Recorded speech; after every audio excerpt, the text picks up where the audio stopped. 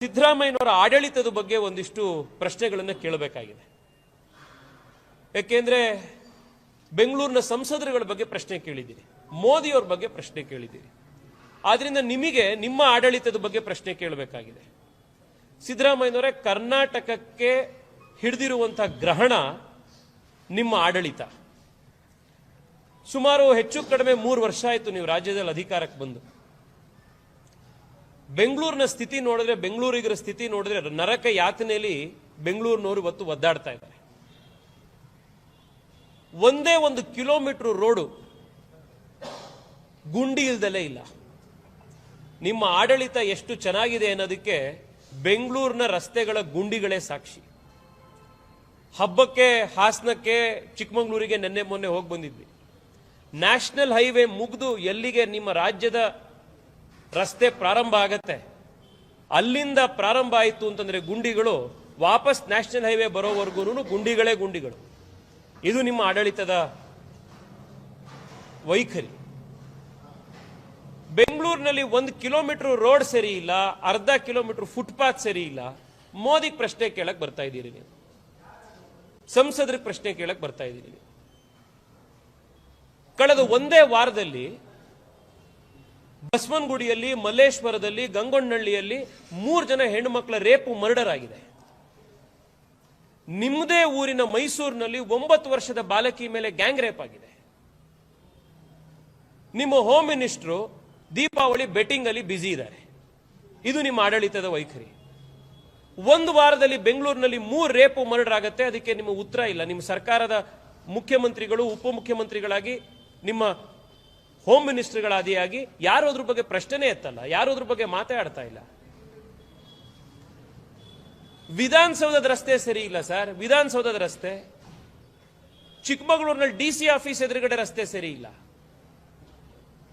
ನಾನು ನಿನ್ನೆ ಅಲ್ಲಿ ಹೋಗಿ ಬಂದಿದ್ರಿಂದ ಅದನ್ನ ಹೇಳ್ತಾ ಇದ್ದೀನಿ. ಇದು ಕರ್ನಾಟಕದ ಪ್ರತಿ ಜಿಲ್ಲೆಯ, ಪ್ರತಿ ಮುನ್ಸಿಪಾಲಿಟಿಯ, ಪ್ರತಿ ಕಾರ್ಪೊರೇಷನ್ನ ಕತೆ. ಇದು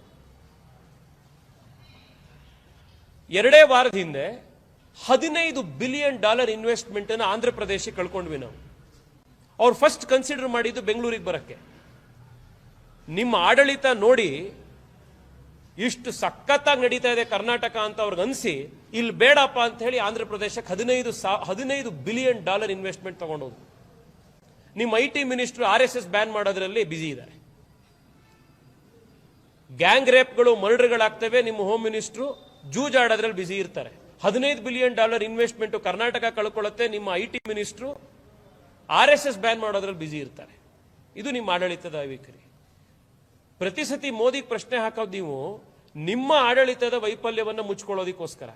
ಸಂಸದರಿಗೆ ನೀವು ಪ್ರಶ್ನೆ ಕೇಳ್ತಾ ಇರೋದು ನಿಮಗೆ ಸರಿಯಾಗಿ ಮಾಡಕ್ಕಾಗ್ದಲೇ ಇರೋದ್ರಿಂದ ಆಡಳಿತ ಇನ್ನೊಬ್ಬರಿಗೆ ಯಾರಿಗೋ ಪ್ರಶ್ನೆ ಕೇಳ್ತಾ ಇದ್ದೀವಿ. 2,300 ಜನ ರೈತರು ಕರ್ನಾಟಕದಲ್ಲಿ ಆತ್ಮಹತ್ಯೆ ಮಾಡ್ಕೊಂಡಿದ್ದಾರೆ ನಿಮ್ಮ ಆಡಳಿತದಲ್ಲಿ. ಇದಕ್ಕೆ ಮೋದಿ ಅವ್ರ ಕಾರಣನಾ? KSRTC BMTC ಬಸ್ನ ನೌಕರರು ಸಂಬಳ ಕೊಟ್ಟಿಲ್ಲ ಅಂತ ಹೇಳಿ ಗಲಾಟೆ ಮಾಡ್ತಾ ಇದ್ದಾರೆ. ಬಸ್ ತೆಗೆಯೋದಿಲ್ಲ ನಾವು ಅಂತ ಹೋರಾಟ ಮಾಡ್ತಾ ಇದ್ದಾರೆ. ಇದಕ್ಕೆ ಮೋದಿ ಅವ್ರ ಕಾರಣನಾ? ಬೆಂಗಳೂರಿನಲ್ಲಿ 3 ವರ್ಷ ಆಯ್ತು ನಿಮ್ಮ ಸರ್ಕಾರ ಅಧಿಕಾರಕ್ಕೆ ಬಂದು. 5 ವರ್ಷ 6 ವರ್ಷದಿಂದ ಪೆಂಡಿಂಗ್ ಇರುವಂತ ಹಿಂದಿನ ಸರ್ಕಾರದಲ್ಲಿ ಶುರುವಾಗಿದ್ದಂತ ಫ್ಲೈಓವರ್ ಪ್ರಾಜೆಕ್ಟ್ಗಳನ್ನು 3 ವರ್ಷ ಆದ್ರೂ ಕಂಪ್ಲೀಟ್ ಮಾಡಕ್ಕಾಗಿಲ್ಲ ನಿಮಗೆ. ಇನ್ನು ಹೊಸ 100 ಕಿಲೋಮೀಟರ್ ಫ್ಲೈಓವರ್ ಕಟ್ಟಕ್ಕೆ ಹೋಗ್ತಾ ಇದ್ದೀರಾ ನೀವು. 1 ಕಿಲೋಮೀಟರ್ ಫ್ಲೈಓವರ್ ಕಟ್ಟಕ್ಕೆ 8 ವರ್ಷ ತಗೊಂಡವ್ರು 100 ಕಿಲೋಮೀಟರ್ ಫ್ಲೈಓವರ್ ಕಟ್ಟಬೇಕು ಅಂತಂದ್ರೆ ನಿಮ್ ಸ್ಪೀಡಲ್ಲೇ ಕಟ್ಟಿದ್ರೆ 800 ವರ್ಷ ಬೇಕಾಗುತ್ತೆ ಸಿದ್ದರಾಮಯ್ಯನವರೇ. ಈ ಸ್ಪೀಡಲ್ಲಿ ನಿಮ್ ಸರ್ಕಾರ ಕೆಲಸ ಮಾಡ್ತಾ ಇದೆ. ಯುವಕರು ಹುಬ್ಳಿ ಧಾರವಾಡದಲ್ಲಿ 1000 ಜನ ನೀವು ಭರ್ತಿ ಮಾಡ್ತಾ ಇಲ್ಲ ಅಂತೇಳಿ ರಸ್ತೆಗೆ ಬಂದು ಹೋರಾಟ ಮಾಡ್ತಾ ಇದ್ದಾರೆ. ಶಿಕ್ಷಕರದ್ದು ಸರಿಯಾಗಿರುವಂತ ವೇಕೆನ್ಸಿಗಳದ್ದು ಫಿಲಪ್ ಆಗಿಲ್ಲ. ಟ್ರಾನ್ಸ್ಫರ್ಗಳಲ್ಲಿ ದೊಡ್ಡ ಮಾಫಿಯಾ ನಡೀತಾ ಇದೆ. ಬೆಂಗಳೂರಿನಲ್ಲಿ 1 ಚದರಡಿ ನೀವು ಪ್ಲಾನ್ ಸ್ಯಾಂಕ್ಷನ್ ತಗೋಬೇಕು ಅಂತಂದ್ರೆ ₹75, ₹100 ಅಂತ ರೇಟ್ ಚಾರ್ಟ್ ಇಟ್ಕೊಂಡು ಭ್ರಷ್ಟಾಚಾರ ನಡೀತಾ ಇದೆ. ಬರ್ತಾ ಇರುವಂತ ಪ್ರತಿ ಹಣ ಕೂಡ ಬೆಂಗಳೂರಿಗೆ, ಇಲ್ಲಿಗೆ, ಕರ್ನಾಟಕಕ್ಕೆ ಉಪಯೋಗ ಆಗೋದ್ರ ಬದಲು ನೀವು ಇದನ್ನೆಲ್ಲ ಅದನ್ನು ಬಿಹಾರ್ ಎಲೆಕ್ಷನ್ಗೆ, ಇನ್ನೊಂದು ಕಡೆಗೆ ಫಂಡಿಂಗಿಗೆ, ನಿಮ್ಮ ಕಾಂಗ್ರೆಸ್ ಫಂಡಿಂಗಿಗೆ ಉಪಯೋಗಿಸ್ತಾ ಇದ್ದೀರಿ. 7 ಜನ ಸರ್ಕಾರಿ ನೌಕರರದ್ದು ಆತ್ಮಹತ್ಯೆ ಆಗಿದೆ. ಕಾಂಟ್ರಾಕ್ಟರ್ಗಳು ಯಾರು ಕೂಡ ನೀವು ಬಿಲ್ ಪೆಂಡಿಂಗ್ ಇಟ್ಕೊಂಡಿದ್ದೀರಿ, ಯಾವುದನ್ನು ಕೂಡ ನೀವು ದುಡ್ಡು ರಿಲೀಸ್ ಮಾಡ್ತಾ ಇಲ್ಲ ಅಂತ ಅವ್ರ ರಸ್ತೆಗೆ ಬಂದಿದ್ದಾರೆ. ನಮ್ಮ ಸರ್ಕಾರ ಆಡಳಿತ ಬಿಟ್ಟು ಹೊರಡುವಂತ ಸಂದರ್ಭದಲ್ಲಿ ನಾವು ರೆವೆನ್ಯೂ ಸರ್ಪ್ಲಸ್ ಬಜೆಟ್ ಕೊಟ್ಟೋಗಿದ್ವಿ. ಇವತ್ತು ದೇಶದ ಅತಿ ಹೆಚ್ಚು ಸಾಲ ಮಾಡಿರುವಂತಹ ರಾಜ್ಯಗಳ ಪೈಕಿ ಕರ್ನಾಟಕಕ್ಕೆ ನೀವು ತೆಗೆದುಕೊಂಡು ಬಂದಿದ್ದೀರಾ. ಕರ್ನಾಟಕದಲ್ಲಿ ಇವತ್ತು 100 ರೂಪಾಯಿ ನಮ್ಮ ಆದಾಯ ಬಂತು ಅಂತಂದ್ರೆ 18 ರೂಪಾಯಿ 100 ರೂಪಾಯಿಲಿ ಬರೀ ಬಡ್ಡಿ ಕಟ್ಟೋದ್ರ ಕಡೆ ಹೋಗ್ತಾ ಇದೆ. ನಿಮ್ಮ MLAಗಳು ಇವತ್ತು ಗಲಾಟೆ ಮಾಡ್ತಾ ಇದ್ದಾರೆ, ಅಭಿವೃದ್ಧಿಗೆ 1 ರೂಪಾಯಿ ದುಡ್ಡು ಕೊಡ್ತಾ ಇಲ್ಲ ನೀವು ಅಂತ. ನಿಮ್ಮ MLAಗಳು ಜೈಲಲ್ಲಿ ಇಲ್ದಲೇ ಇರೋರು, ಯಾಕೆಂದ್ರೆ ಬಹುಶಃ 4 ಜನ ಜೈಲಲ್ಲಿ ಇದ್ದಾರೆ, ಅದರಲ್ಲಿ 2 ಇವಾಗ ಬೈಲಲ್ಲಿ ಬಂದಿದ್ದಾರೆ. ಇದು ನಿಮ್ಮ ಆಡಳಿತದ ವೈಖರಿ.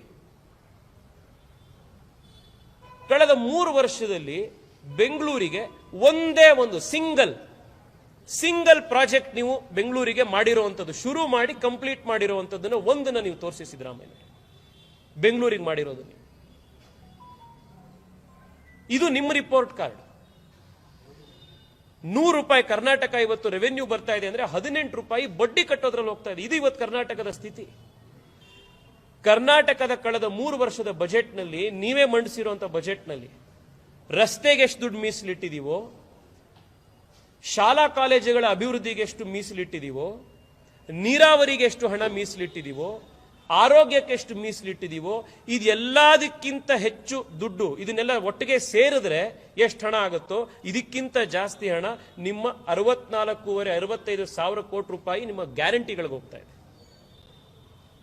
ಕರ್ನಾಟಕದ ಜನರನ್ನ ಸ್ವಾಭಿಮಾನಿಯಾಗಿ ಅವ್ರ ಕಾಲ ಮೇಲೆ ನಿಂತ್ಕೊಳ್ಳೋ ರೀತಿ ಮಾಡೋದ್ರು ಬಿಟ್ಟು ಸರ್ಕಾರದ ಮೇಲೆ ಸಣ್ಣ ಪುಟ್ಟದಕ್ಕೂ ಅವಲಂಬಿತರಾಗಿರೋ ರೀತಿ ಮಾಡಿದೀರಾ. ಇದೇ ನಿಮ್ಮ ಆಡಳಿತದ ವೈಖರಿ. 2.5 ವರ್ಷ ಆಗಿದೆ ಸಿದ್ದರಾಮಯ್ಯನವರೇ, ನಿಮಗೆ ಅಮಾವಾಸ್ಯೆ, ಪೂರ್ಣಿಮೆ, ಹುಣ್ಣಿಮೆ ಇದ್ರ ಬಗ್ಗೆನೇ ನಿಮಗೆ ಬಹಳ ಅರ್ಥ ಆಗೋದ್ರಿಂದ, ಈ ಭಾಷೆಗಳ ಕನ್ಫ್ಯೂಷನ್ ನಿಮಗೆ ಕ್ಲಿಯರ್ ಆಗಿ ಗೊತ್ತಾಗೋದ್ರಿಂದ ಹೇಳ್ತಾ ಇದ್ದೀನಿ, ಕರ್ನಾಟಕಕ್ಕೆ ಹಿಡಿದಿರುವಂತಹ ದೊಡ್ಡ ಗ್ರಹಣ ಅಂತಂದ್ರೆ ನಿಮ್ಮ ಆಡಳಿತ. ಅದು